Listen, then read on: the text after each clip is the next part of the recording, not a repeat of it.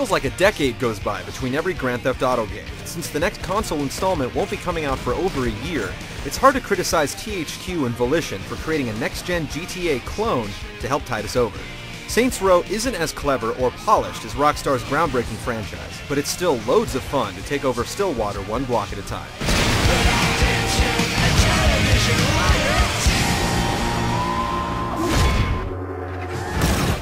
So you're Julius's new boy, huh?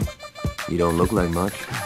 If any of the crime bosses or female gangsters sound familiar, it's because Saints Row has an impressive all-star cast, including Michael Clark Duncan, Keith David, David Carradine, Tia Carrere, Freddie Rodriguez, Daniel Day Kim, Michael Rappaport, Clancy Brown, and Mila Kunis. There are a lot of in-game cutscenes and amusing characters to meet as you explore the city. While the cinemas and dialogue have lots of streetwise attitude, very few of them have the wit and subtlety of Grand Theft Auto.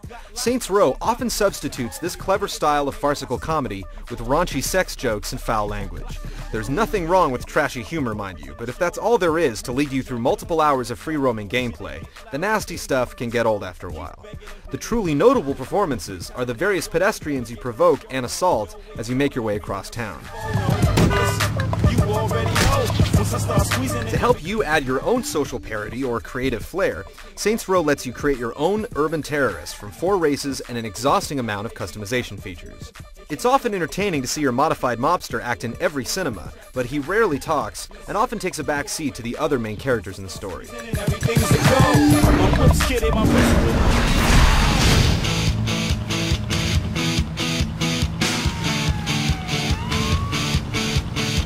Stillwater may just feel like Liberty City with a next-gen polish, but the game's progression is structured differently than Grand Theft Auto.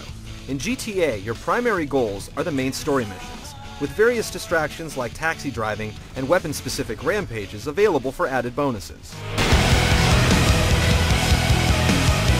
Saints Row has many of the same side quests as GTA, along with several new ones, but most of these are mandatory if you want to beat the game. You have to build up enough respect to unlock new chapters in the story. While the game gives you tons of ways to do this, you may start to get frustrated that the game requires you to do these just to advance the story. Your free-roaming freedom is really given no limits though, because you can cover the entire map the second you start the game, instead of being blocked from certain areas until they're unlocked in the story.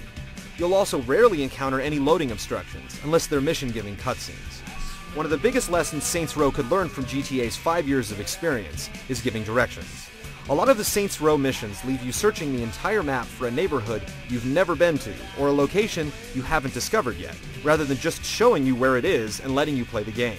They do give you guide arrows when you select your own spot on the map to travel to, but these don't always show the most efficient route.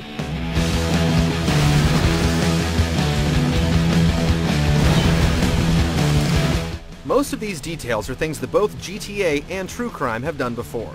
The real draw for those well-trained in the arts of free roaming is the next-gen power of the Xbox 360. Graphically, Saints Row is definitely an improvement. The environments are far more detailed than previous open maps on the PS2 and Xbox. The physics, while comically disjointed, are more realistic than GTA. The animation stays consistent when your character is aiming and firing in all directions, and the character models are a significant step up in both gameplay and during the motion-captured cinemas. The artificial intelligence hasn't gotten much better though, from your gun-toting homies to innocent bystanders. The whole map is there for you to explore, but the environment isn't always there for you to look at. Buildings and roads will frequently pop up and filter their textures, which we're definitely used to in these games, but we're kind of hoping they would fix on the Xbox 360. It's acceptable to see cars vanish in the distance, but sometimes groups of them will disappear right next to you.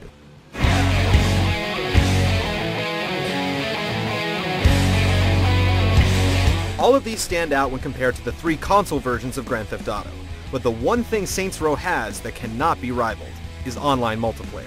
It may not be one of the most tactical Xbox Live experiences, but it can easily become the most chaotic. There are plenty of modes to play other than standard deathmatch and capture the flag, and like all good multiplayer games, it only gets better when you have a loyal gang to ride with.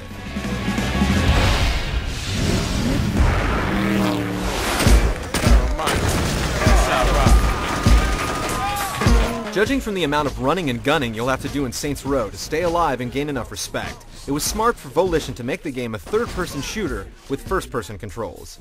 This means you can dodge bullets and especially drive a car while firing continuously. GTA's character movement and weapon handling has often been the subject of ridicule, but Saints Row could have experimented with some sort of lock-on functionality. The weapon select was another bold change to separate the design from Grand Theft Auto's.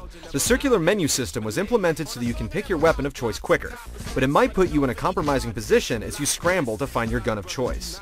The inventory select makes it easier to see your entire arsenal, but makes it impossible to swap each item on the fly. Coming down the mountain!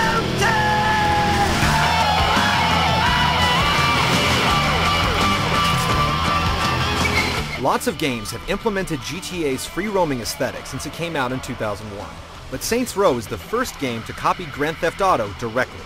It gets away with it for 3 reasons. 1, it looks better than GTA ever did. 2, it has insane online multiplayer that GTA 4 will hopefully copy. And 3, GTA was a gratuitously rewarding experience to begin with. So as long as someone at least sticks to the rules that Rockstar wrote, they're bound to build a game with a metropolis full of unique opportunities.